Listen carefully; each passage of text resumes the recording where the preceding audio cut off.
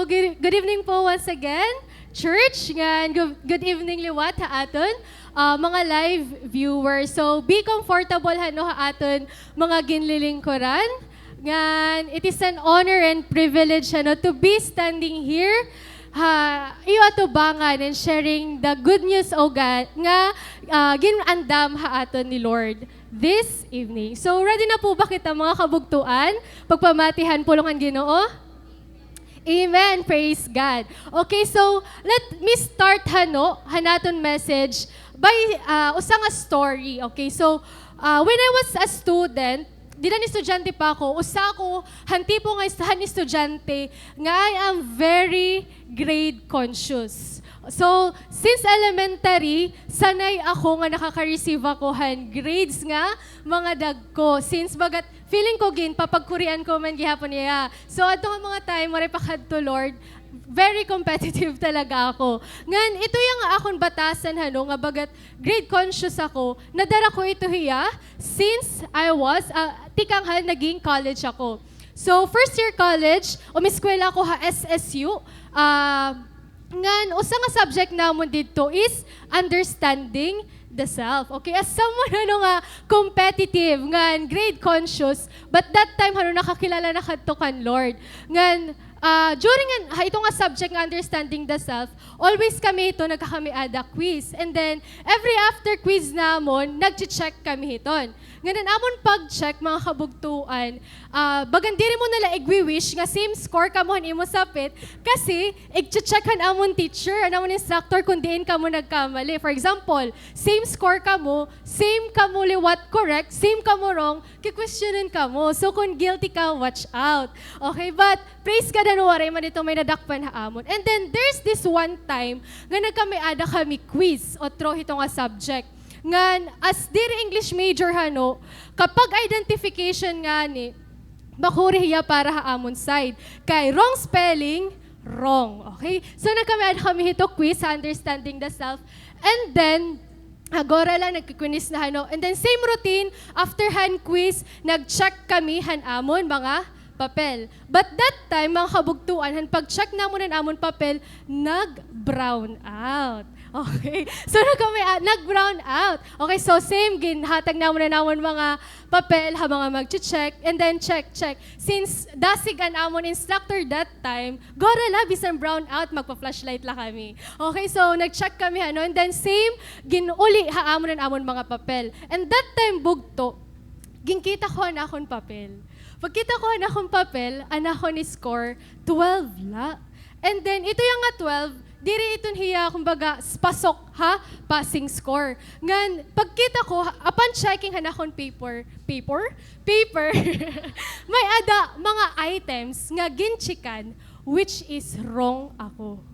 Kaya tungod nga wrong spelling ako. And then, as someone nga grade conscious, guti na nga na ako ni score, tapos mururong pa, wari man may kumita, masiruman. Di ba? Di rin man maaram, nag-check akon. So, adi ako nagko-contemplate ako kung maamin ba ako, iko-correct ko ba? Or, bahala na lang kung malan maaram. Okay, so, ginpasagdan ko ito, bisan nagko-contemplate o bisan may something ako na pagsumat, waray ako, dayon, nag-admit. Ginhatag ko ito, bugto, nga akong papel haamon instructor.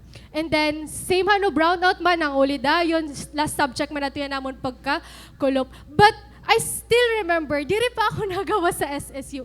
Grabe na akon kasing-kasing. Since nakilala na ako kan Lord, tikangan kumilala ko kan Lord, naging estudyante ako, may dakito principal akon kinabuhi nga, bahala na laguti ang score, basta honest ako. But that time, bugto, I was so tempted nga diri talaga ako ma-admit, bahala na la. Pasag dito kay guti na nga na akong score, rurungan pa mas maguti na la. But, maaram ako akon kasing-kasing, grabe talaga, ang guilt akon, diri ako napapakali. So what I did, bugto, pag uli ko boarding house, the Lord is really convicting me. Ngan, ginko-convict ako nga mag-chat. Admit ito nga bagay nga akong ginhimo. Tapos diha akong mind, makarawod na kay, dapat ginyakan ko nala dayon, makarawod ba niya pagkita akong malain na, nga dishonest ako nga estudyante. But bugto, bahala na lang, ako bahala na basta maamin ako. So, gin-chat ko, sir. Hala, ginaano ini. Baliktad. Siya na. Charing. Okay, nasiring ako iya. Good afternoon, sir. Sir, sorry for being dishonest and disrespectful. Sorry kung waray ko dahil correct kanina na akong papel. But sir, ang akong partial score is not 12. So mas hamubo paadto. Kay mga wrong spelling an ako ni banga ka-check. Ngan, waray laada, makapansasing ako, sorry sir and thank you. Sorry sir for not telling as soon as I can. Sorry for not telling personally. Hantay bugto nga, ginyakan ko talaga ito ya. Gin-chat ko an akong instructor. Grabe, bagabag ako natanggalan han tunok. Haakon kasing-kasing. Ngan bahala na lang kung anon i-reply ni haakon. But, ka-amazing bugto. But, because after an hour, nag-reply an akong instructor. Wala, nasiring hiya. Okay lang, Nicole. Masirom man God, liwat kanina. An siya rin na ada, liwat niyo ka-check. Nasing niya, thanks, Nicole, for showing your honesty. So, yun naman niya, wala iba, kundi yan aton, Kuya Leader. So, Sir Jeff, anak ko instructor ito nga subject. Ngan, grabe bugto, and kindness nga ginpakita ako ni Sir Jeff. Hala, Sir, stand up. Balitaw ka, amazing bagat. Despite hanuhan ka makaarawod duro, naabot ko ang kindness ba ni Sir Jeff akon. Ngan, grabe hiya nga nakag-encourage akon. Ngan, hantime bugto. So, praise God hano. Pagkita ko, han akong score, an akong grades and final score, pagkita ko, na ako ni score understanding the self 1.4. Praise God, ano. Ngan nakita ko yung bugto. Waray guilt ha ako nga. Bagat, lalo ko makwit yung receive kay, nice score kay, grade kay naging dishonest ako. Ngayon, pinakamaupay bugto nga natabo ha akon is that kapag nakikita ko yung Sir Jeff yan na, masasayang alaala na lang ako na. Balita, pag nakikita ko yung Sir Jeff yan na, di ba, bagan waray ako something nga gintatago ha iya, nga bagat, Sir, bagat sa bagan, itong ba nga, waray ka, iba nga nafe-feel. You are not hiding something. Bagat, praise God, makakasiring ka nga. Gimpagkurian ko gihapon ito yung grade. Nga, as a teacher, hano, bakuriha akong magyakan na akong mga students nga ayaw ka mo pag-cheat. Kunhi ako, never ko hiya, ginhimohan akon, habang estudyante pa ako. So we will see, hano, bugto, that the more we hide something, the more it cripples us from walking freely. And oftentimes, we are struggling because we are hiding something. And we will never know what good things awaits on us when we decided to step out on that dark situation. Di na ako maarang bugto. Kunwari ako mag-amin kan Sir Jeff, pagkikita ko kan Sir Jeff, nasugad lang ako ito niya. But praise God, han conviction, it was all because han grace ni Lord. So this evening, bugto, God is inviting us to delve into a sermon entitled, Come Out of Hiding. And our passage is found in John chapter 8, verses 1 to 11. Okay, so let's read mga bugto. I'll be reading from New International Translation. Okay, so verse 1. But Jesus went to the Mount of Olives. At dawn, he appeared again in the temple courts where all the people gathered around him, and he sat down to teach them. The teachers of the law and the Pharisees brought in a woman caught in adultery. They made her stand before the group and said to Jesus, "Teacher, this woman was caught in the act of adultery. In the law, Moses commanded us to stone such women. Now, what do you say?" Verse 6, they were using this question as a trap in order to have a basis for accusing him. But Jesus bent down and started to write on the ground with his finger. When they kept on questioning him, he straightened up and said to them, "If any one of you is without sin, let him be the first to throw a stone at her." Again, he stooped down and wrote on the ground. At this, those who heard began to go away one at a time, the older ones first, until Jesus was left with the woman still standing there. Jesus straightened up and asked her, "Woman, where are they? Has no one condemned you?" Verse 11, "No one, sir," she said. "Then neither do I condemn you," Jesus declared. "Go now and live your life of sin." Okay, so this passage, usaya mga, kumbaga, permina na nato nababatian nga story. Ngan kung makikita natin aton mga Bible, this passage is one of the controversial nga passage ha Bible. Kung mababasa natin dito, may nakabutang nga, the most ancient Greek manuscript do not include John 7:53, chapter 7:53 to 8 to 11, 8 verses 1 to 11. So, dada mga commentaries, may mga arguments kung api ba talaga iniha Gospel of John or dere. Is this a true account of Jesus or dere? But if we're going to observe the passage and read the 4 Gospels, we will see that verses 1 and 2, nasiring kanina, verses 1 and 2, "But Jesus went to the Mount of Olives. At dawn, he appeared again in the temple courts where all the people gathered around him, and he sat down to teach them." Kung mababasa natin first 2 verses, it is actually one of the passage or one of the practices nga ginihimo ni Jesus. He usually goes to the Mount of Olives and teach in the temple. So kung makikita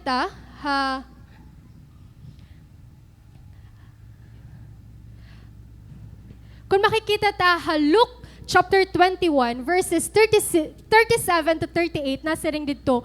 Each day, Jesus was teaching at the temple, and each evening, he went out to spend the night on the hill called the Mount of Olives. And all the people came early in the morning to hear him at the temple. So, usa talaga yung mga ginihimo ni Jesus Christ, because nasa ring Luke, Jesus nakatuya Mount of Olives, and every morning, nagtiteach siya temple. And earlier aton main passage, John chapter 7, verse 14, nayakan liwat dito, nga, until through the feast, did Jesus go up to the temple courts and began to teach. Okay, so makikita natin that diri hiya buwa-buwa lang nga naghihinimo Jesus, or diri la buwa nga Jesus napakadto ha Mount of Olives nga nagtiteach siya temple, because usahiya iya mga routine. Ngan, kung aton babasahon ang 4 gospel, makikita natin that Jesus para katuya Mount of Olives, especially hanati kaharaninaan pag-arrest iya. So, this passage does not contradict han mga ginihimo ni Jesus Christ. And we can also consider 2 questions para maklaruhan talaga kita kung diri ba talaga niya ungod or diri ba talaga niya part. So, ang first question, do these verses teach the truth that violates other scripture? Nagva-violate bahiya han other scripture? Of course, the answer is no. No. Kaya nasiring John chapter 1, verse 17, nayakan, "For the law was given through Moses, grace and truth came through Jesus Christ." And later on, we will discover kung ano ban karigsingon hini. Did Jesus break the law? Was Jesus too easy on sin? So, discover to itiya later on. And the second question is, do they in fact corroborate other scripture and substantiate it? So, ini ba nga passage, may ada ba ya supporting evidence? So, kung makikita liwat natin a parable of the 2 sons na yakan didi Jesus Christ. Which of the 2 did what his father wanted? The first, they answered. Jesus said to them, "Truly I tell you, the tax collectors and the prostitutes are entering the kingdom of God ahead of you. For John came to you to show the way of righteousness, and you did not believe him, but the tax collectors and prostitutes did. And even after you saw this, you did not repent and believe him." So, kung makikita natin Jesus Christ, He's really gracious, and at the same time, He is showing the truth. So, ang ginmimindi this, ang parable of the 2 sons. Ang story to dida, nagsugo ang tatay, iya duwa nga anak, nga kumadto ni, ngan himuay ni. Ang una nga anak, nasiring hiya, diri ako, but later on, hiyaan kumadto. Ang ikaduwa nga anak, hiyan sumering nga makadto ako, but waray hiyaan kumadto. So, Jesus is asking, han mga religious leaders didi, hino ba ang makakakadto ha heaven? Of course, ang baton nira, it was the first son kay hiya and nag-change niya mind. So, clear hano, the tax collectors and prostitutes can enter the kingdom of heaven because they have repented and they believe.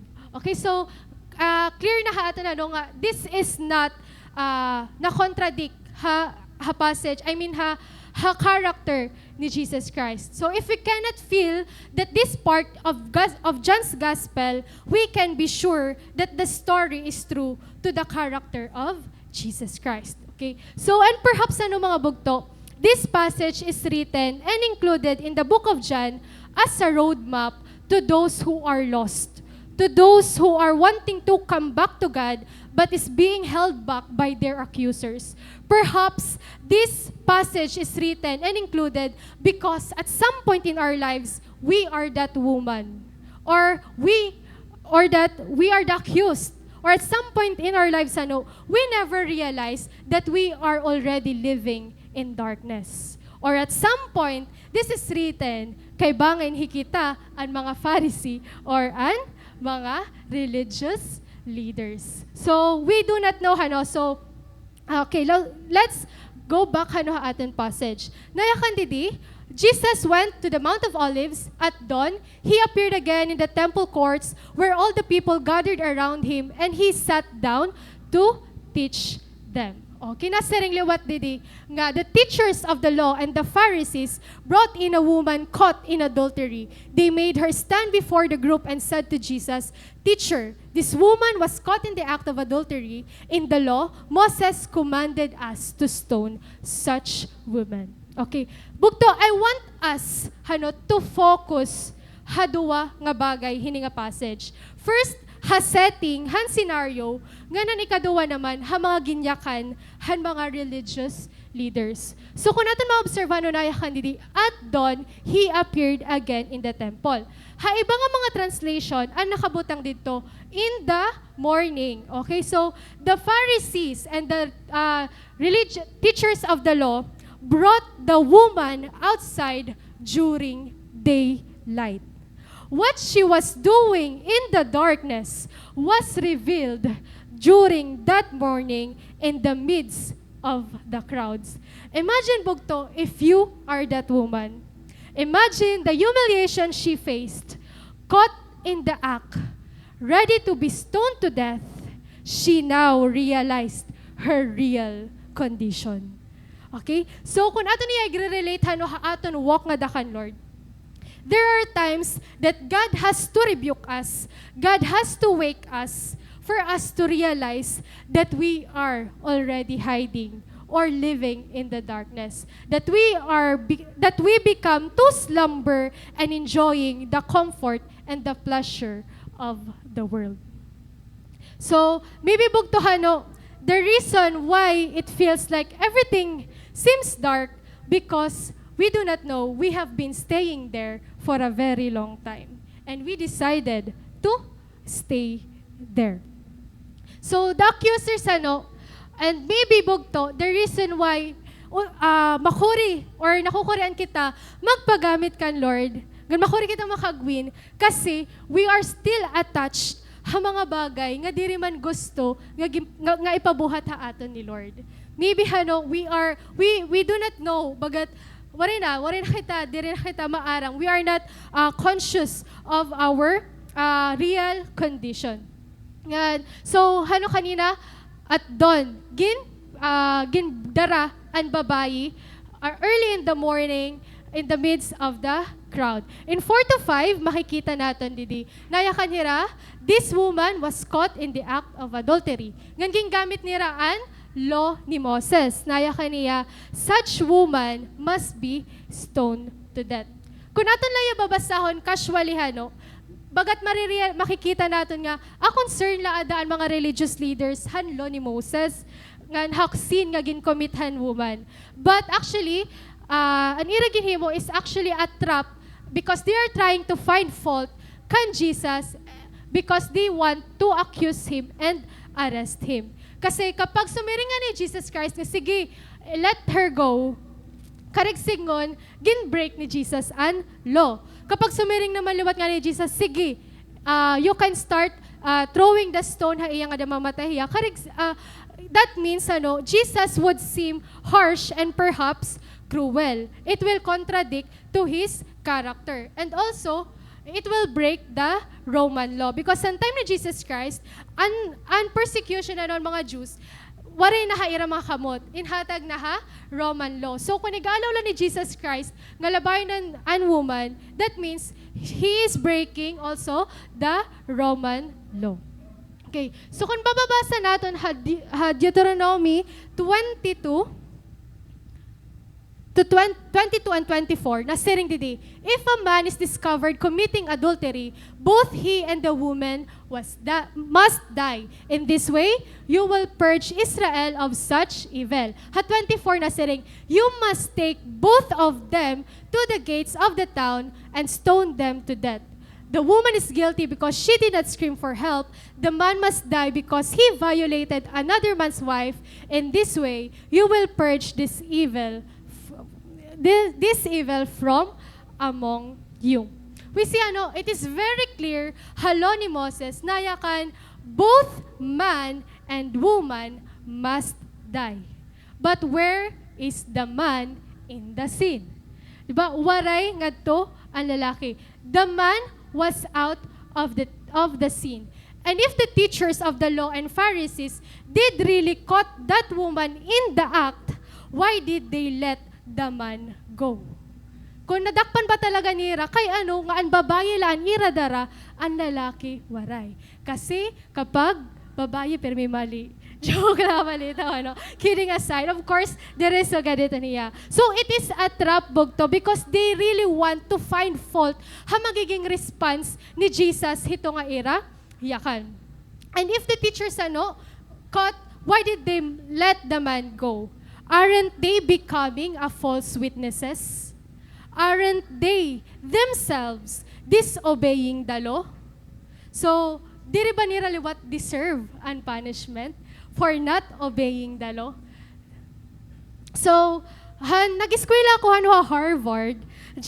So, halok habog to, nayakan dito, suppression of evidence can either be lawful or unlawful. So, nasiri nga usang article, lawful suppression of evidence means the judge rejects the use of the evidence in the court. So kung makikita natin waray nira ang lalaki. So hainan usang nga ebidensya nga may ada talaga na-commit nga adultery. Halobog to, kapag an evidence gintatago, pwede hiya maging lawful or unlawful.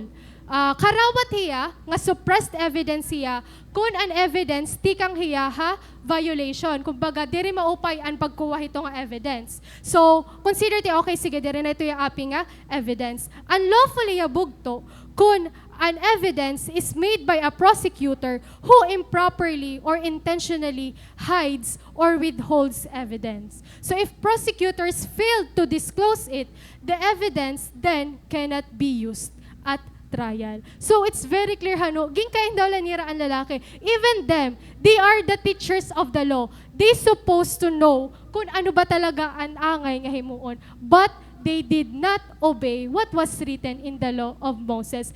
And they are confident throwing sin woman without knowing or without assessing their own selves. Okay, so according sa nga article, we know that a trial based on false or suppressed evidence is no trial at all.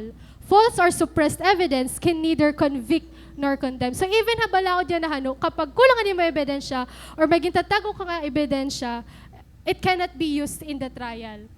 So the teachers of the law and Pharisee made a setup to find fault kan Jesus so they can arrest them and maybe just to humiliate the woman. In fact, mga bugto, unreligious leaders, ngayon mga Pharisees, they are not looking at the woman as a person at all. Anira pagkita woman is just a thing, an instrument whereby they can formulate a charge against Jesus. So na-feel na ba ito niyo? Babayan pagkita lahay mo, baka kalahan bagay. How does it feel? Bahan ka sa sakit niya? Ora-ora. And you know what mga bugto? our accusers, waray hira concern and compassion haaton. They aren't really concerned about the law of Moses. They are only concerned at pointing other people's fault without looking at their own sins. So, ang mga religious leaders, they are just good at pointing other people's fault without assessing their own. The accusers knew the thrill of exercising power to condemn. Jesus knew the thrill of exercising the power to forgive. And this will lead us to our first point.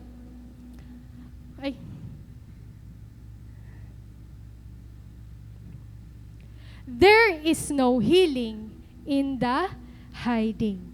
So, the accusers thought that what they did, magiging successful. Kaunan mga teachers of the law, kanan mga Pharisees nga, an ira ginhimo nga trap magiging successful. But little did they know, their accusations and their motive to humiliate that woman can be the same situation where she can find her redemption. The enemy may mean it for evil, but God can turn it for good. So that very situation, bugto, is the same situation where she will soon to find her redemption. Okay, so we do not know mga experiences nga ito na may adaya na kaaway bugto, korek man niya ito himuon for an evil, but God is able to turn it for good. Bugto may pakiaan ako. Kakano nato na baruan nga ang pagsigarilyo malain ngayon halawas. Of course, naibaroan tahan time nga, may nagyakan haaton. Or, didahan na eskwela na kita, or pagpapalit naton, napalit. Pagpapalit sa sigarilyo ba, may dahaloyo. Nga, nakabutang kung ano ang possible nga, effect kapag magsisigarilyo kita. So, hangin anak kita bugto, diri kita maaram nga, ang sigarilyo, malain nga yan hiya haaton lawas. Same is true haaton Christian walk. Waray natin ma-realize that what we were once doing is malingayan hamatahan Ginoo. The moment nga ginanak kita, or even na nagdadako na kita, we are so ignorant of our real condition.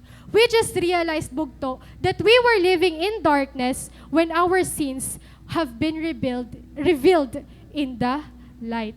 And that light, bugto, is Jesus. That light is His words. So, the religious leader's motive, banganan motive, mga religious leader is mali. Probably mali ang ira motive. But perhaps, han ira ito ginyakan, han ginyakan nira nga, kailangan niya labayon, di na realize han woman, nga, aniya ngayon ginhimo is mali. Of course, if she is living in sin, of course, she do not know the truth. Okay, so, han time, we do not know, nga possible hiya nga the moment han ginyakan natuhan haniya mga accusers di dala liwat niya na realize nga hala oo malingayan liwat an akon ginhimo. So why there's no healing in the hiding? Because the more we hide, the more we deny, the more we isolate, the more the enemy's lies will consume us. So, bugto kapag napakato kita doktor nagpapa-check up kita or nagpapa-consult kita, diri kita nagdi-deny. Diri natin gintatago kung ano ba talaga ang aton ang ginaabad. For example, mapakiana nga ni doktor, ano man, kumusta man ni mo pag-uro? Diri kita nagtithink twice kung yayakan mo ba o diri. Di ba, we admit everything talaga, diinan masakit, didihay mo tuhod, sige masakitan ni mo tuhod. So di ba, we confess, ginyayakan ta, diri ta gindi-deny, an aton real condition. Unless bugto, na diri kita mahibaruan, kung ano ba talaga ang real condition ng aton kasing-kasing. Kung na diri kita maupay, di ba? Nagbubuhala kita kung na diri kita maupay. Kaya Because maybe we are too afraid of the consequences kapag mahibaruan natin nga, ansya nga yan, iton hiya. So, kung mapapansin natin, life ni Adam and Eve. So, Adam nga ni Eve, hantime nga nakasalahira, kay nag-disobey hira, nayakan ni God, nga do not eat the fruit of the knowledge of good and evil. Hantime nga nakasalahira bugto, they hid from God. Tumago hira kan Lord. Because they were too ashamed. for what they have known, ganan ira, ginbuhat. So nayakan didi, then the man and his wife heard the sound of the Lord God as he was walking in the garden in the cool of day, and they hid from the Lord God among the trees of the garden. So nagtago hira. So an aton unang response kapag hikita guilty of something, we want to hide. Natago talaga kita. So strong kita kung nagawas kita. But most asa haton nga mga nature, we want to hide something because we are too afraid or naahadlok kita nga bangin at some point asyan ira maging pagkita haaton. But bugto, even though makikita natin didi how gracious is God kan Adam and Eve kasi ginbiling lagi hapon hira ni Lord. Ginbiling hira ni Lord ngan han gumawas sira bugto. That's the only time nga ginbaduan hira ni Lord from skin han animal. So we see bugto. Wari talaga maupay nga mahihimo kung magtitinago lakita. Another story. Hi Jonah nag-disobey hiya kan Lord, kay ginsugo hiya pagkadto han Nineveh. Kumain hiya, sumakay sa nga ship, ngan tungod dito nga iya pag-disobey kan Lord, nga sumakay ito nga ship, imbis na kumadto hiya, kumadi hiya, it caused han storm haira. Nag-cause han storm, a violent storm arose that the ship threatened to break up. Ngan maaram kamo kung nagaano hi Jonah, kakukusughan bagyo, but he is too sound. Akaupay niya kakaturog. Nasiringan mga uncaptain na iya. How can you sleep? Get up and call on your God. Okay, so nakatulahiya kaupay kakaturog. Waraya sa rabutan that nagkameada na nga yan storm. Nasiring verse 12 Jonah 1 na ginadmit niya. Pick me up and throw me into the sea, he replied, and it will become calm. I know this is my fault that this great storm has come upon you. Bugto kun hi Jonah warihiya mag-admit, warihiya gumawas, wariya bumuhat ha iya pagkaturog. Matatapos kaya ang bagyo?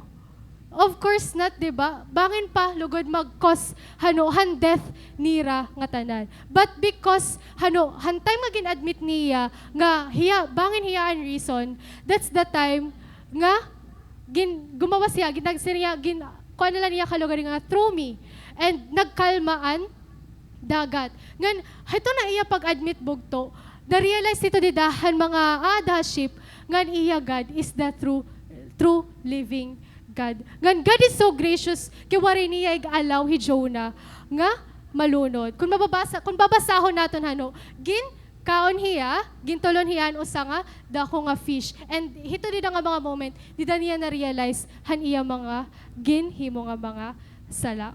Unless we are met by the truth, we will never realize our real condition. And unless we know our real condition, we will never really understand the weight of the price Jesus has to carry and died on that cross in which we are supposed to suffer. Unless bugto ma-realize naton that there is something wrong haaton, how can Jesus help us? Unless kita diri ko madto ha doktor, nga bisan verse na naton sakit, paano ka mag-expect na mauupay ka? So, bugto, there is a big difference between solitude and isolation. So, most of us, when we are so guilty, anato nito response, it's either magsa-solitude kita or mag-isolate kita. So, solitude, is a conscious choice to connect more deeply with ourselves and God. So it is an intentional discipline to quiet your world and listen, to be alone with your thoughts, to think about what matters to you, and to get rid of the background noise. So solitude is designed, quiet, uninterrupted time to listen for His still small voice. On the other hand, bugto, an isolation is a negative word. So it is a defense mechanism. So when we are isolated, it feels as if the walls are closing in on us and it makes a prison.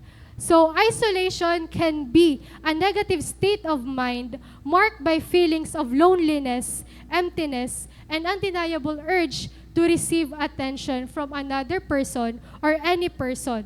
So, an isolation bugtohano, dili hiya way para ma-redeem kita. There is big difference between solitude and isolation. We do solitude because we want to silence the noise of the world and we want to connect with God. Karag naton nga, pabatian niya still small voice. On the other hand, bugto, isolation, what hiya ay mga ginihimo aton, kundi i-hide kita to make us feel that we are alone. Alone ka la, ito nga mo situation. Nga, waray, bisan hino nga pwede, makabulig haimo. So, the enemy kasto niya, kapag kita nag-fail, i-isolate an aton mga kalugaringon. Because he know that when we come out of our hiding, di na kita mabubuligan. The enemy wants to tell us lies na ayaw na pag kinadto, nakasala ka na, di ba? Ayaw na pag binalik nga da. Kaya na nag-church ka pa otro. The enemy loves to isolate us because he knows nga in isolation, we put walls to those nga pwede makabuli ka aton. And the enemy doesn't want us to see our real condition. That is why he wants us to stay hidden in darkness.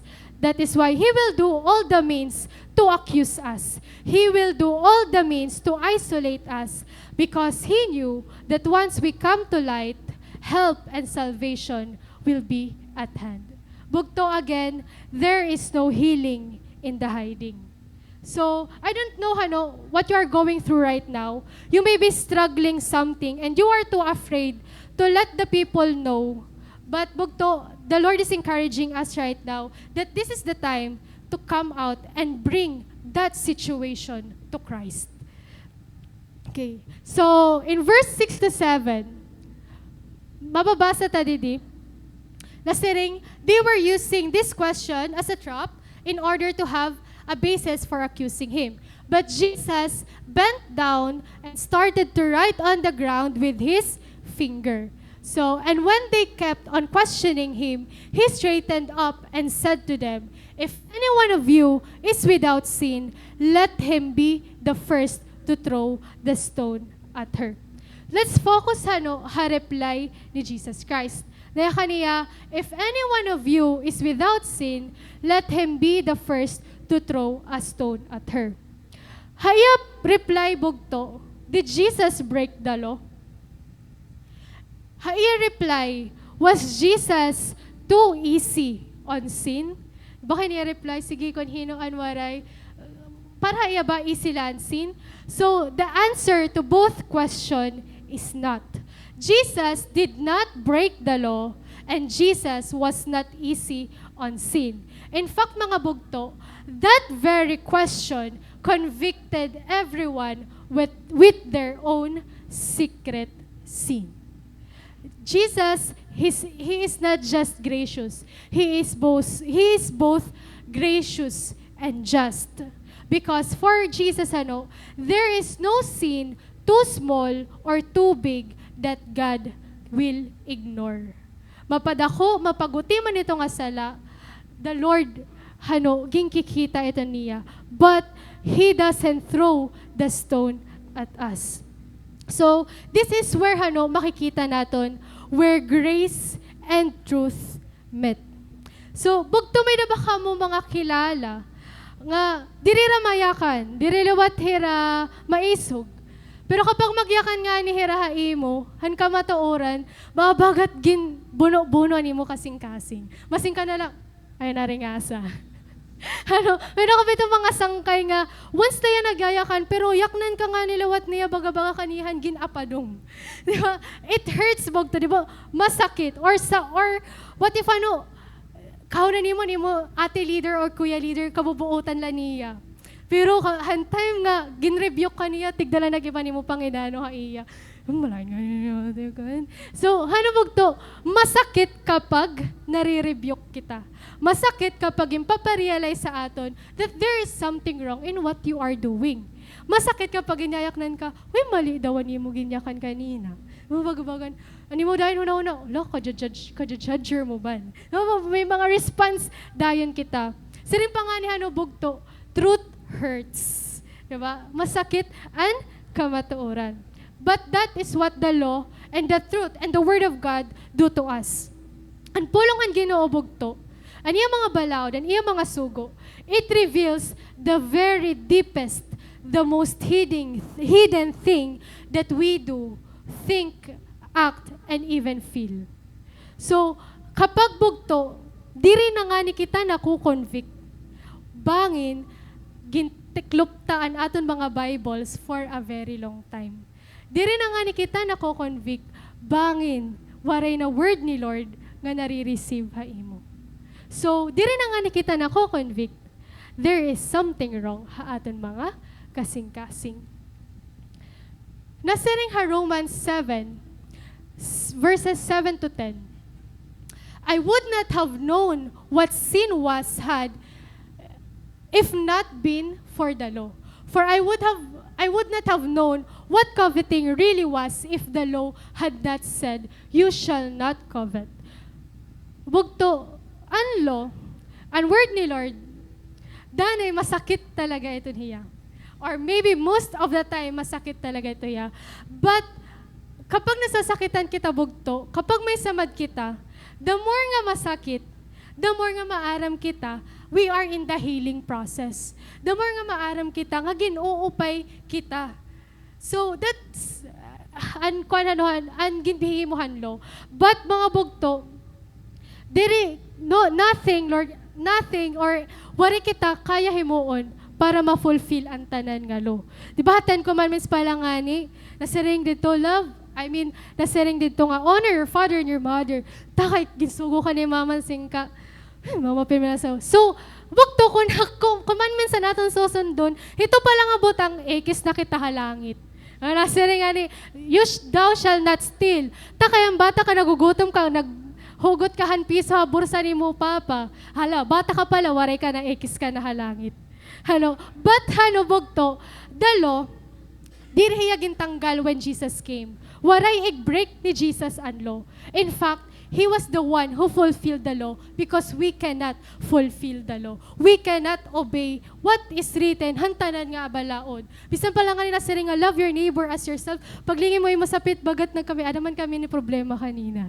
Diba? But this is where grace happens. Ang lobog to, diri kita makakasiring nga, grace naman ni Lord, Jesus na, sige, diri ko nasusugtunan lo. Diri na ako magbabasahan word kay Jesus naman ini. Bugto, it's still important ta ato na non pulungan Ginoo because it reveals who we are. Ngan han moment nga nakilala tayo Jesus, diri ka reg singon nga okay na kita dayo. I mean nga diri na kita makakasala. Because the more nga ginbabasa nato ng word of God, the more nga ginre-reveal an aton kasing-kasing. But it only purifies our hearts because it was Jesus na nga nag-paid hand price nga dere naton kaya himuon. The law bugto is spiritual. Diri kita makakasiri nga when Jesus came waray na law. The law is spiritual. It reveals that we believer is carnal, sold under sin. The law reveals our sins.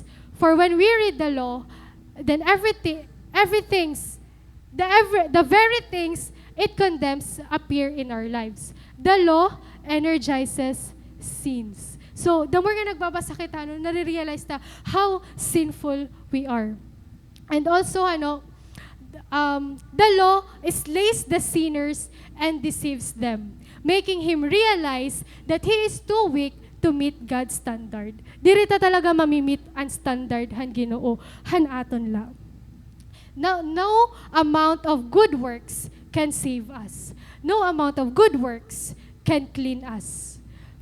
So, the law reveals our very nature, which is sinful nature.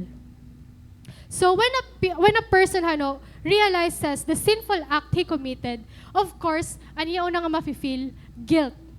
So, it's either we allow our guilt to convict us or to condemn us. Nasiring verse 9. At this, those who heard began to go away one at a time, the older ones first, until only Jesus was left with the woman still standing there. Was Jesus too easy on sin? No. Because ito palang ayakan ni Jesus Christ na convict ang nga tanan that they too have sinned. Nga hiraliwat, they are not worthy to condemn that woman. So the crowd, included the teachers of the law and Pharisee, left when they were convicted with their own sin. Manayakan malay Jesus, sige kung hinuan waray sala, hiyaan unang nga lumabay. Waray man ni Jesus sumering nga, sige iwas ka mo kung waray ka mo mga sala. What if bugto naghulat hira? Hultun ko daw, sige ubos ko na akong stone, hultun ko daw kitaan ko kung anong magiging response ni Jesus. Kung naghulat hira bugto, maybe they saw how gracious Jesus is. Gan hira gihapon na naka-receive hand forgiveness. But bugto, kapag kita, we are being convicted with our sins. There is two response na nga aton himuon. It's either maharayo kita kan Lord or madaop kita kan Lord. Conviction bugto can either lead us to Christ or lead us away from Christ. But bugto, that's the beauty of God's word, which is the truth. It may convict us with our sins, but it will never leave us in a total mess.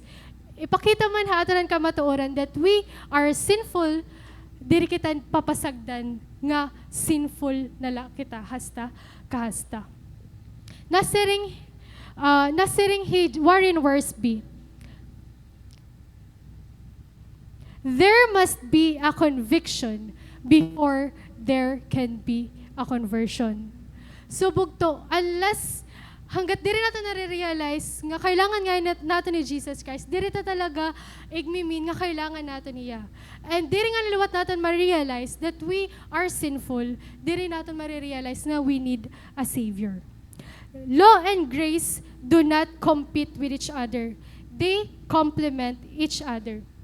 Bugto, nobody was ever saved by keeping the law, but nobody was ever saved by grace who was not first indicated by the law. Again, nobody was ever saved by keeping the law, but nobody was ever saved by grace who was not first indicated by the law. Bugto ka kano mo na siring nga ginaccept ko na hi Jesus. Hantay ba nga ginya ka na ni mo sangkay nga, hoy, accept hi Jesus. So makakasiring kita that we have accepted Jesus Christ when we first nakita anay naton kung ano talaga ang aton condition. Diri kita makakasiring that I am saved kasi nayakan hi ate, you are saved. It's only you and God knows. It's only you and Jesus and maaram if you really meant when you said, Jesus, I accept you as my Lord and Savior. Bugto law reveals our very sinful nature, but grace meets us in our mess. And that is our second point. Grace meets us in our mess. Yati Grace. Joke. Okay, so grace meets us in our mess. So one of the famous Bible character nga aton kilala is King David. King David. So familiar kita kan King David especially in Isaiah story kan David ngan kan Goliath. But you know what bugto? Even though he was already called as the man after God's own heart, he still committed a sin. He David bugto an iya story, he failed napakya siya time nga he committed a sexual relationship kan Bathsheba. So diri guarantee bugto nga bakit nakarawat na Jesus Christ, diri na kita makakasala.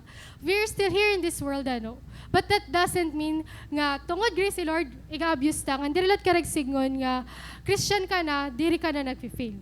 So David he committed sin, and that is by iyagin nagkamadihan sexual relationship kan Bathsheba, and at the same time ang asawa ni Bathsheba iyagin patay. But bugto, God is so gracious. because He never left David iya messy situation. Wari niya pasag di David nga, okay, kasala ka na, enough. You are out of my sight. Nayakan di ano, when Nathan rebuked David, han iya ginhimo, nayakan niya, dida niya na-realize that I have sinned against the Lord. Nayakan ni Nathan, the Lord has taken away your sin. You are not going to die. That is the beauty hanuhan grace ni Lord. It will never leave us nga messy. Diri kita niya babayaan nga dirty, nga mahugaw. So, ka-amazing hand grace ni Lord. For there is no sin too big or too small that God will ignore, but there is no sin too big or too small that God cannot forgive. So, waray guti nga dako nga sala, nga kaya ignore ni Lord, and at the same time, waray dako, gan guti nga sala nga diri kaya pasayloon ni Lord. What did David do? He admitted and he confessed that he sinned against the Lord. Kung natin kikitaon kanina ang aton passage ano, ang mga tao, instead of coming to Jesus, when they realize nga may salahera, they walk away. And nasalin nala, Jesus and that woman. Nayakan, those who heard began to go away one at a time, the older ones first, until only Jesus was left with the woman still standing there. Bugto, we do not usually learn that Christ is all we need until we reach that point where He is all we have. Di rita nare-realize bugto, nga hiya lang nga na akong kailangan. Not until nga hiya na lang anasali na aton. And this is true, ano? The only people left in that scene, ito nga scenario, was Jesus and that woman. She was met by grace in the most messy, dirty, and unworthy way. Church, we do not need to fix ourselves first before coming to Christ. Because we are never able to fix ourselves. No amount of good works will save us from our mess. Anong requirement ni Lord? Bugto your heart. No matter how messy, no matter how dirty it is, but He wants a repentant heart. So, I do not know bugto hano, kung ano nga mga bagay ang aton gintatago yan na. Only you knows and the Lord. Only God knows ngan ikaw la. And He is inviting us to come to Him. In that failure, in that disappointment, in that heartache, pain, or sin that you are hiding, bugto, you will be met by grace. Jesus fulfilled the requirements of the law so that we may live in freedom. Bugto, ginbaydan na ni Lord tanan. Ginbaydan na ni Jesus ang nga tanan. We do not need to wait nga anay, kailangan anay nakag-journal ako an mapito kabug-usano ko bumalik ha church. Bugto dere, it doesn't work that way. God wants us, our heart, the whole us. Sino pa nga diba? Just come as you are. In Romans 8 verses 1 to 5, nasiring dito, so there is no condemnation for those who belong to Christ Jesus. And because you belong to Him, the power of the life-giving Spirit has freed you from the power of sin that leads to death. The law of Moses was unable to save us because of the weakness of our sinful nature. So God did what the law could not do. He sent His own Son in a body like the bodies we sinners have.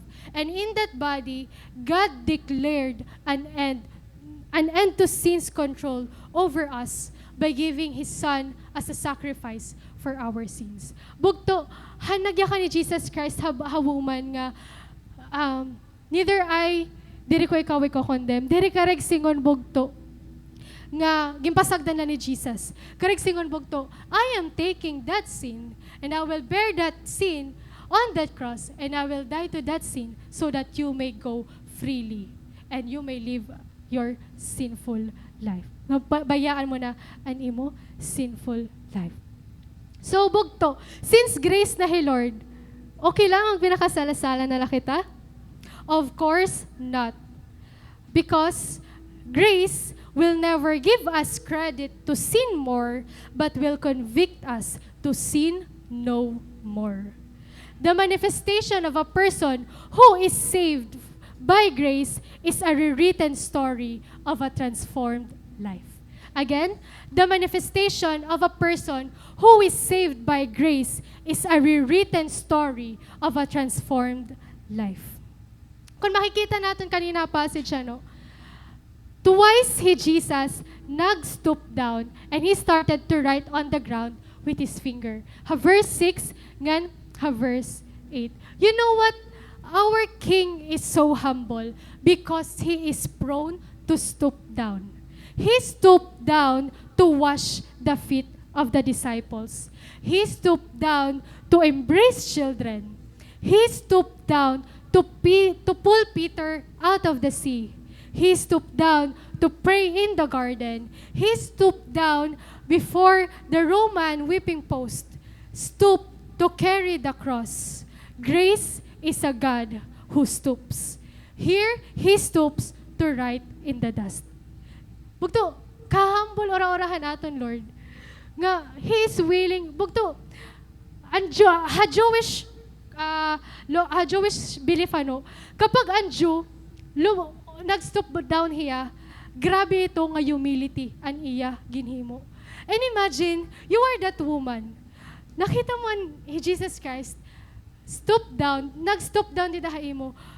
Grabe, di ba bagan, indescribable hiya nga ang King of Kings, King hiya bugto, but He stooped down for you. He stooped down to write on the dust. Bugto diri kita maaram kung anong ginsurat ni Jesus. Waray nagyakan dida, bangin surat niya, Nicole, aniya sala malima na. Doon ang ginihap. Dili kita maaram kung anong ginsurat ni Jesus. Or, insurat niya, ani nga pariseyo, inihiya. Di kita maaram. Or, maybe ang ginsurat ni Jesus dito, grace happens here. But we do not know, Ngan bugto, the enemy, our accusers, love to put an end to our story. An enemy, an accuser, gustong-gusto niya i-end ang aton story. So, ha-sentence bugto, kapag gini-end ta, ano naton ginbubutang? Ay! That. Di ba? Kapag tapos ng sentence, bubutangan ta, period. The enemy bugto, gusto na niya, the moment nga na-fail kita, tama na, deserve mo iton. Kaka-deserve mo iton. Okay. So, di ba, the enemy loves to end our story. Karag niya, tapos na, wari ka na paglaom. Wala nang pag-asa ang kabataan.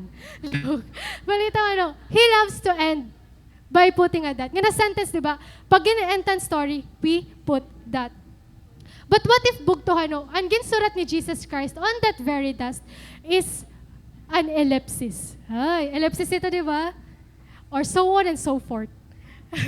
So, ellipsis. So, para ato meaningless siya. Ano man kung ellipsis ang ginsurat ni Jesus Christ? Bugto, an ellipsis is placed at the beginning or in the middle of a sentence. It means something has been removed. Or it represents a silence or pause as if the speaker trailed off. Now, if an ellipsis comes to an end of a sentence, it suggests that there's more to this story. Bugto, not because that you have failed today doesn't mean natapos na ang imo storya. Kung ang enemy ginbutangan ni handat, hey Lord gindugtungan ni handua pangadat, ngan ginhimo niyang ellipsis. That means bugto, there's more to your story. Bugto, singay mo sapit, there's more to your story.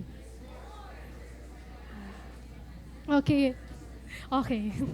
So, the enemy, he loves to tell lies sa aton. Ansya ka na ito. Unworthy ka na para pasayloon. The enemy loves to convince us that our mistakes, our failures, our fall is our final destination. Tama ka na girl. Kasi ganito. So,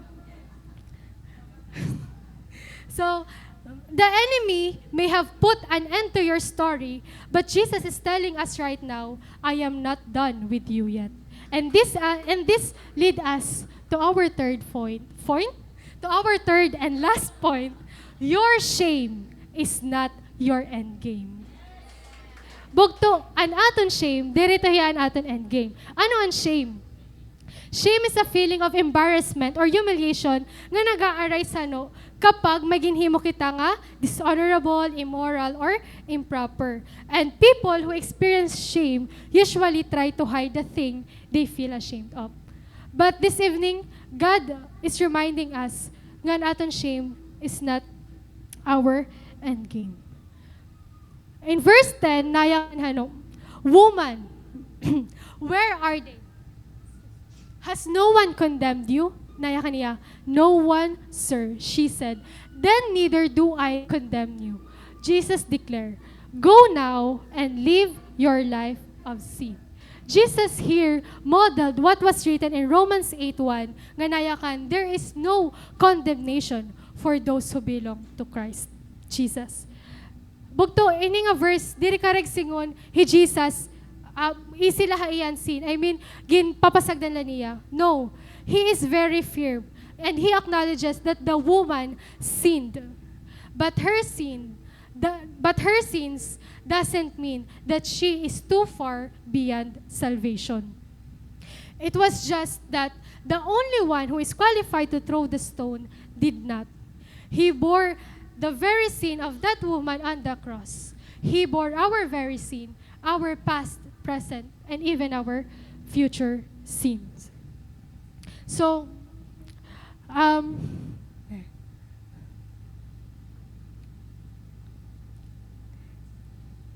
dari pa nga yan. Okay, so, the very words of Jesus, this verse of Jesus, implies that a heart who repents leaves her sins behind. It is a 180 degrees turn against our old sinful life. Jesus is telling the woman, go now and sin no more. Gives us a clearer picture that those life who is saved by grace has now given a new hope and a fresh start. You know what, Bugto? God did not rewrite our story for us to keep it closed. Waray igre-write ni Lord ang ating story para igtago talahiya. During ang consolidators training, usa nga activity nga ginpahatag haamon nira ate is an pagwinhan soul gamit pagwinhan lost gamit an using or sharing our testimony. Kaya because the story nga ginrewrite ni Lord haaton is very powerful. I know, Bugto, na it's not easy to share our story, especially kung an aton story, diri ya maupay. It's not easy to be vulnerable, especially to the people nga diri ta kilala. But it's okay, Bugto. Take time to heal, but do not close the story God has rewritten about you. Because the story we tell is not a story, naging ko convinced ang mga tao, huy, nagbago na ako. No, it's not. The story that we are going to tell is not about us anymore. It's all about it's all about the grace ni Lord. It's all about Jesus. Ganbugto, we will never know whom we can touch with the story that we have if we decided to come out of our hiding. Ang story ng Samaritan woman, masakit hiya at part na bagat makatarawa, na bagan ambot. Okay, so, ang story ng Samaritan woman, hiya, nag-aalog hiya, kada kulop, odto, gabi. Okay, so nag-aalog hiya, hot time, nga, wala iba nga mga tao nga nakita, because, and so, ini nga Samaritan woman, naawod hiya, kay tungod iya maram hiya nga may mali hiya nga ginhimo ngan han time nga nag-alog hiya kumantay Jesus nakatay Jesus ngan bugto imagine Jesus telling you na kaniya kuhaan imo asawa tas so mering nag-deny ka Lord waray ako asawa pero maram Jesus siring Jesus nga waray ka asawa kay may ada ka pira nga asawa dadamo an asawahan nasiring dito, I don't have husband. Tapos nasiring ni Jesus and respond, you're right. You don't have husband. For you have had 5 husbands. And you aren't even married to that man you're living with right now. Imagine bugto iyaklan ka face to face ni Jesus Christ. Waray ka sala, pero dadamoy mo sala. Ha, di ba? Magan, grabe yung nga review ka atin. Grabe yung nga pagpukaw ha atin. But bugto, instead nga mag-focus ang Samaritan woman han iya self, mas nag-focus siya han iya, na-amaze siya ora-ora kan Lord. Kasi waray may maaram, kahunan niya waray may maaram, but maaram ni Jesus Christ han iya real condition. Han time bugto, nga ginreview kaya ni Jesus Christ, han na-realize niyan iya mali, na-convict niya sala, but bugto, waray hiya, magpahirayo kan Jesus Christ. Maram ka mo bugtuan niya paginhimo. The woman left her water jar beside the well and ran back to the village, telling everyone, come and see, a man who told me everything I did. Nga nasiring ha verse 39, many Samaritans from that village believed in Jesus because the woman had said, he told me everything I ever did. Bugto ka na istorya yaging gamit.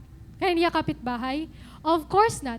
Her very own story and iyagin share her village, and because of that, bugto, many Samaritans from that village believed in Jesus Christ. Bugto, from hiding to proclaiming. Bugto, we no longer hide, we proclaim what Jesus has done ha aton mga kinabuhi. Bugto, diri kita maaram hano, that the only Bible the lost people might be reading is our life right now. Bakit? Diri kita maaram hano, syempre, diri man kita po, huy, Jesus Christ kasi. Di ba, diri man kita ito dayon. Maybe bugto, an imo sangkayan, imo classmate, ginoobservahan ka lang ngayon niya because the only Bible that he is reading is your life. Now, what is our life telling us right now? Ano ang ginyayakan han aton life right now? If we desire to win souls for Christ bugto, we must also learn to open our lives to the lost. By then, they will see firsthand the proof of God's grace. As Christian bugto, di naman kita magsurat handbook ano, but by living for God, you will be one. You will be an open book, an epistle of Christ for all to read. That's why bugto, ito nga ginrewrite na story ni Lord, han ginredeem kaniya, do not hide it. Tell the world of what Jesus did. And ngan bugto, an aton very testimony, powerful hiya. The enemy, pwede pa kita niya buhaan nga no dere, but our testimony is powerful. Just like hanuhan natabuha Samaritan woman. Despite han iya past life, when she tell han iya na the experience, many believed because han iya testimony. And in 2 Corinthians bugto, nayakan. 2 Corinthians 3 verses 2 to 3, you yourselves are our letter, written on our hearts, known and read by everyone. You show that you are a letter from Christ, the result of our ministry, written not with ink, but with the Spirit of the living God, not on tables of stone, but on not on tablets of stone, but on tablets of human hearts. Bugto, God did not rewrite your story for you to keep it close. Bugto, if you want to win souls, based what akong experience, diri mag-o-open ito nga imo sangkay kung diri ka ani mag-o-open na iya. And bugto, diri na naton story naton gintitel. It is the story bugto ni Jesus Christ. Your written story is a proof of God's grace and mercy. Do not allow the enemy to steal that testimony. Do not allow the enemy nga silence ito nga imo testimony, because your testimony is powerful, not because ikaw ito naghimo, but because it was already rewritten by God. Ganbog to I want to share two beautiful ladies who decided not to keep God's rewritten story closed and proves that shame is not their end game. Ang una bugto,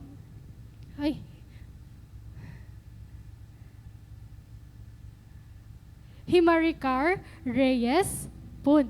Okay, so she is a Filipino actress, singer, songwriter, model, and entrepreneur. So, Himaricar Reyes Bugto, napihiya or nagkamiarihan controversy about usa nga bagay nga iya gin commit nga nag-viral iton hiya.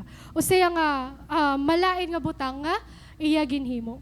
But Bugto, nasyakan hiya. 4 years I have chosen to keep quiet about the specifics of what I went through.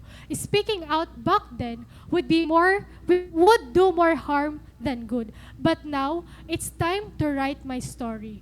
For women who may have feel devastated and hopeless, I want to share what I've learned about the long process of healing. I want to let them know that they are not alone. There is always a way out of dark situation. Bugto, ang iya story, kung gusto niyo mabaruan, palit kita kan Simple A. Kay may dahil ni Simple A, libro nga, Maricar. Okay. So, Bugto, Maricar decided not to keep her story. Imagine Bugto, kada mga tao makakabasa ni mo story. Diba? Tas ni mo story dere maupay. But she know nga it's no longer about her. It's all about Jesus. It's all about the grace nga iya na receive. Ngan Bugto, usa nga testimony hano sa nga tao nga nakabasa. Nayakan man niya. I tried so hard to forgive. I turned into a monster. I'm glad I read this book. I was enlightened. Bugto, your very testimony can be a roadmap also to the lost soul that they may be led hakamatuoran. So do not hide what God has rewritten mo story. So grabe ka-amazing. Ngan another Bugto, usa pa nga grabe an iya courage, an iya humility, an iya braveness that she allowed her story to be read by many people. Our very own Ate Bea Abayog. Ate Bea, ang iya testimony, kung gusto liwat niyo mabasa, palit kita kan Kana 7. Kasi ang iya story, gin-feature libro ni Jonas San Diego nga, God's Plan Over Mine. So, palit na. Okay. So, kung gusto halalabang kasi ka na Ate Bea, story. Pero kasi grabe, mga bugtuan story ni Ate Bea. Nasiring man hiya. Why there is no healing in hiding? Nasiring ni Ate Bea. Kinulong ko ang sarili ko sa bagay Tagalog. Na dapat yung namang isuko sa Diyos. Ikinulong niya ang kanyang sarili. Umabot sa point na sirang-sira na ako kasi halos lahat ng tao ang tingin sa akin ay maruming babae. Sa paghahanap ko ng mamahal, ipinunta ko sa sarili kong desire. Nasiring diri Ate Bea. Sa ilang heartbreaks at galit sa puso ko, isa lang ang hinahanap at gusto kong mangyari. Yun ang magpatawad at lumaya ako. Ate Bea, nakalaya ka na? Ipakianan. Balitaw, aadian baton. Nasiring hiya. Sino mag-aakala na dating kumakanta ako sa mga inuman, ngayon ay parte na ng worship team? Ang dating sumasayaw sa bar noon ngayon ay sumasayaw sa indak dahil sa kabutihan ng Diyos na nag-overflow sa buhay. Stand up, Ate Bea. Ka-amazing grabe talaga. Grabe. Ka-open story ang testimony ni Ate Bea. Kung mababasa natin. Praise God. So, an aton story, ayaw natin nag-close Bugto because we do not know Bugto. Kung hirahino, pwede ma-encourage, ma-enlighten, ma-save, mo story. During training, kanya-kanya haamon may iba-iba nga story. But diri ka rin singon nga, tungo di pa ni mo story, diri mo nag-share. For example, mo testimony, nakilala mo Lord, nag-work ka na. Of course, God will allow you to meet people nga makaka-relate mo story. And when that happens, do not close the story nga ginrewrite ni Lord. Ka-amazing Ngayon kung makikita natin aadi lagi hapon ni Ate Bea nagpapadayon. Praise God, haniya, kinabun. Ngan, lastly Bugto. Pamatian tayo ng testimony, sa pa natin nga Bugto. Waray iba, kundi ako. Okay. Balita mga Bugto. I just want to share the story, han pagka maupay ni Lord akon kinabuhi. Tudos nga diri pa nakilala nga yan haakon, ako nga yan hi Nicole. And this is the story that God rewritten for me. The life I have before, nakilala ko Jesus, was dark and messy. I came from a broken family, so my father left us when I was 7 years old because nakabiling iyahan bago nga family. Nakoy kami before Cavite, and then akong father nagwo-work iyaha abroad. But because of what had happened na awon family, hanibaran niyang hey papa may bago na ngayon nga family. She decided nga umuli diha Samar since himama taga din niya Samar. Anakon mama is just a housewife. Waray-Waray profession, and finding job for a living here in Samar is makuri. So she decided to go to Pampanga to find work ngan para masustain kami. And we are left in the care, hanakon tita kan tito. And growing up bugto without an parents sa iyo side, ngan wari nagaguide is very hard. I grew up seeking for love and security that probably waray ko maabat ha akon parents since nagdako ako nga waray hira akon side. And that longing bugto became a stumbling block haakon. Not because mali an maglongkahan love and security, but because mali an akon ginbibilngan hito nga bagay. When I was grade 8, one of my cousin invited me to a fellowship, and it is where I have heard about God. Pero wari pa rin na mag-start an ako nungod nga relationship kan Lord. After few years bugto, nawara ako otro ha church because I never understood Jesus. Wari ko maintindihin ko na noon salvation, and I backslided. But little did I know, God was really trying to capture me. When I was grade 11, na-invite ako otro ha usa nga campus ministry nga ginkakaptan han same church kundi nagsisimba ako before. And that time, turning 16 pala ako. So, December kasi ako ginanak. Okay, share ko lang. So, na-invite ako otro, I decided nga this time, I will take Jesus seriously. So, I continued pag-attend services and fellowship. But still, ang longing ha akong heart, diri lagi api nawawara. Because even nag-church na ako, diri ko lagi hapon ngayon ginsisik and love kan Lord. And it happened, that there's this one man nga nakakaupod namon ha church. And he was way older than me. That time, magsi-17 pala ako. And aniya age is diri ko naalala, 24 to 27. So, he is way older than me. Nga, naging close ko ito niya. Nga, actually, usaya ha akong mga ginlo-look up. Kasi, usaya ha mga naglilida amon ministry before. Diri ha church. Until nga, naging close sa kito ha Iyadoro. I still remember telling myself, diri ako magiging sugad kan papa. But bugto, I did almost the same thing because adto nga lalaki was in a relationship that time. But naghatagihan motive nga gusto ako niya. Na-carried away ako na kon emotion, and I replied nga, gusto ko liwat hiya. And it caused an ira breakup nga duwa. Pero kami bugto, we are hiding our relationship na waray relationship. Kasi bugto, waray kami relationship, diri kami mag-uyab. Ganito nga amon pag tinago nga dawa, led us to commit sa mga worst sin nga pwede nga makomit sa nga tao. We entered sa nga immoral relationship. At the age of 17, I started committing adultery. And still bugto, bisa natatabo ito yung bagay, diri kami mag-uyab. Pero okay lang. Mahal ko kasi hiya, nayakan ako. And for almost a year bugto, naglast ito hiya. Na-church lagi hapon ako, na-church lagi hapon niya, na-church kami nga duwa. And that time bugto, hanasimba ako, I never really opened my Bible. I was just relying akon mga nababatian na preaching, akon mga ate and kuya. Ngan, even iya, since leader nga niya. I remember bugto, nga malian akon pagkaintindihan grace before. Nga never ko liwat may nga ngalimtan, him telling me, sige la, grace man hi Lord, mapapasaylo kita niya. And still bugto, ginihimo ito naman mga bagay. I thought grace is like a license nga pwede ko gamiton pa utro-utro ha same old sin. Kasi nga ni, nagpapasaylo man hi Lord. Ngan, bugto, ikapira kami gimpatawag han elder sa church because damo na napapausa amon nga dawa. But we keep on denying ito na bagay. Not until I started reading my Bible. Di na nag-start liwat ako pagkitahan mga preachings, especially ni Pastor Vladimir. I started seeking the Lord personally. There, bugto, I started hearing God.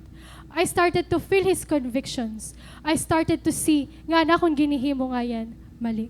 And it was the story of David and Bathsheba that opened my eyes, han mali nga gimbubuhat ko.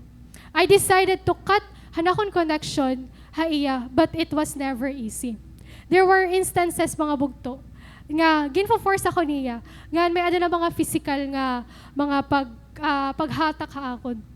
Gintry ko umiwas because I know kailangan ko umiwas. But malian akong pamaagi bugto. Since I was so scared and ashamed of my sin, I decided to fight it alone. I remember nga how many times sa kadto niya ginhadlok na kapag magsumat nga niya ako ha church or ha mga elders sa church, igpapaawod ako ha bugos nga section. Igsasarangan ako ngaran ha mga higher ups nga mga pastor. And bugto, with that shame, I tried committing suicide. There were a lot of suicidal thoughts nga sumulod ha akon mind. But praise God kay Waray alaw ni Lord. What I did, gincut ko ang akong relationship haiya, akong communication, tanan. I decided not to ask for help. Waray ako nag-come out lagi hapon bugto. Ang akong ginhimo, para di rin ako niya pagkinuliton, na kamay ada ko han, ka-MU. But di rin nga nito ya amuan pamaagi ni Lord. Mali nga yan nito ya. So, diri lagi hapon ako nagiging free, bisan maaram ako nga malay na akong ginihimo, bisan na-realize ko nga I was committing sin. I'm still hiding. Nga diri lagi hapon nahuyuan iya pag-communicate ta akon. April 2018, before namon graduation, nga nakatok ito a classroom, I remember praying to God, nayakan ako. Pakadtoon pa nga niya ako han family ni Ate Blas, haira, ngan pag-istorya nito ng mga bagay, makadto na ako.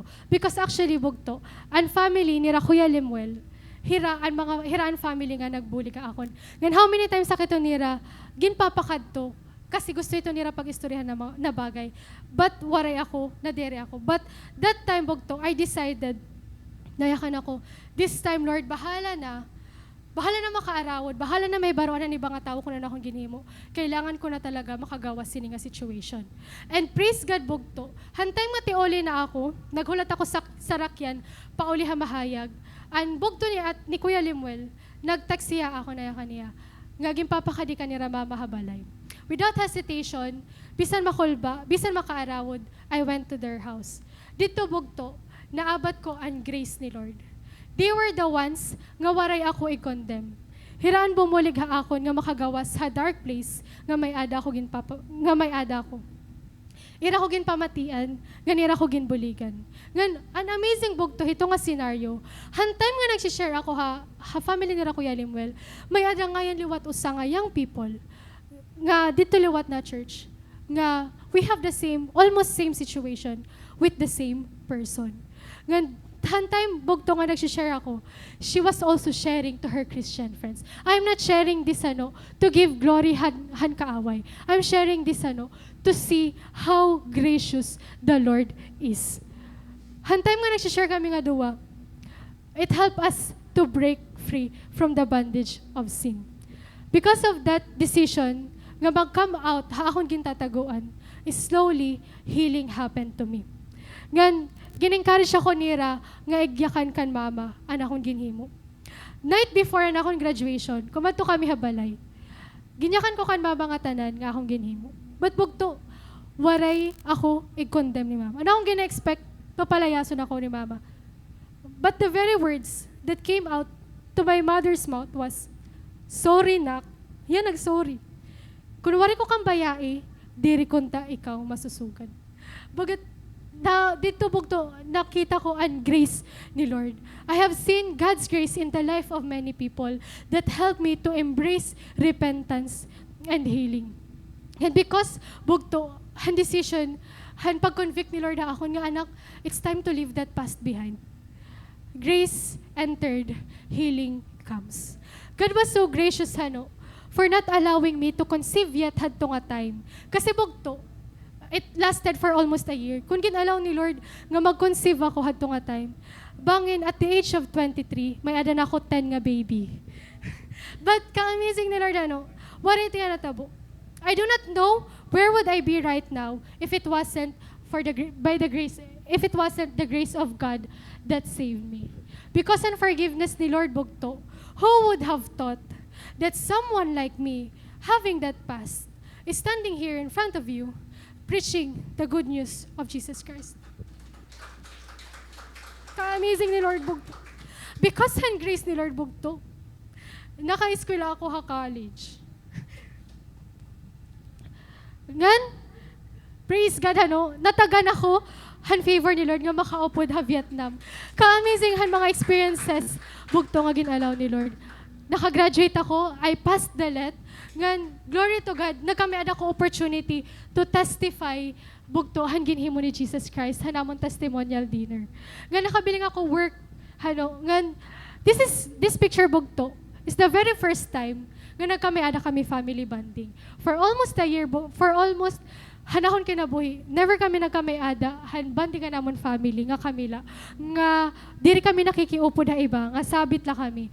The Lord has provided, hito nga very day. Ka-amazing, ginbubuhat ni Lord haakon. And at the same time, bugto, ginalaw ni Lord, nga tagaan ako, tawo, that nadera ko i-condemn, but who will pursue me the way Jesus does.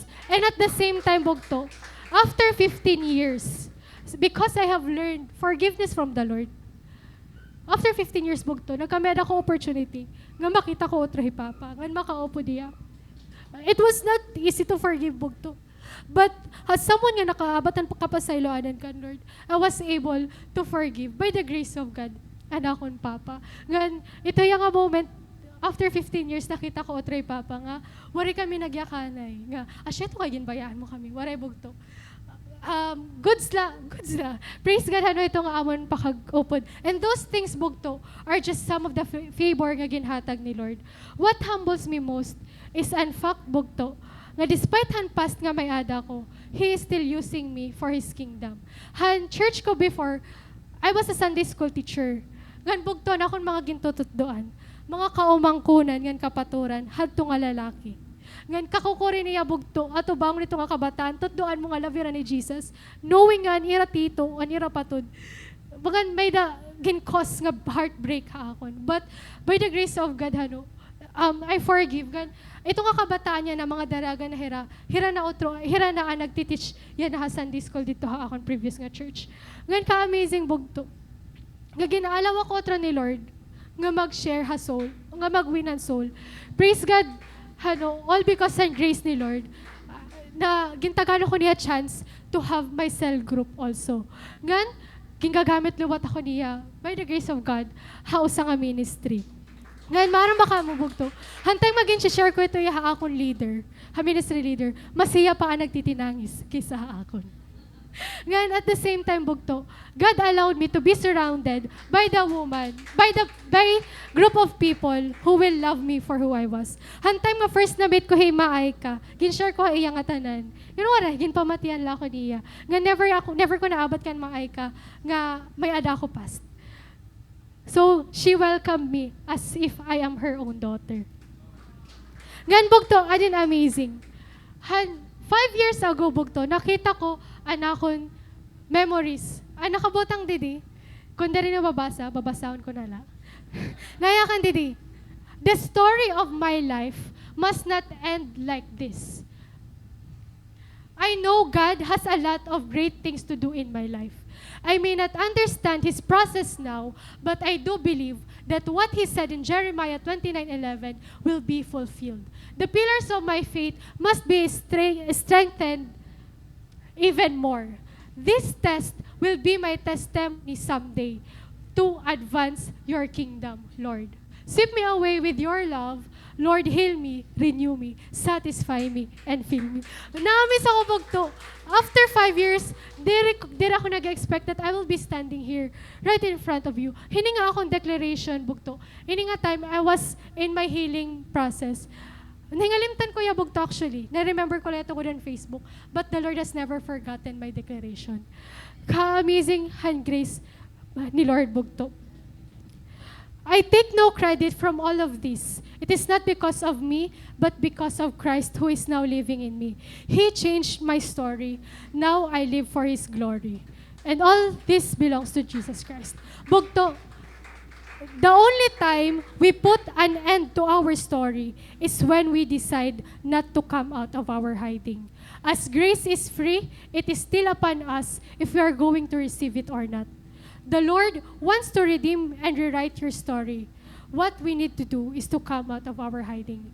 We will never know whose lives will be led to salvation with the testimony you carry. Before kita makagwin bugto, Jesus must win our hearts and stories first. We cannot share what we do not have. We cannot tell the world how good Jesus is if we haven't experienced it yet. So I request everyone to please stand.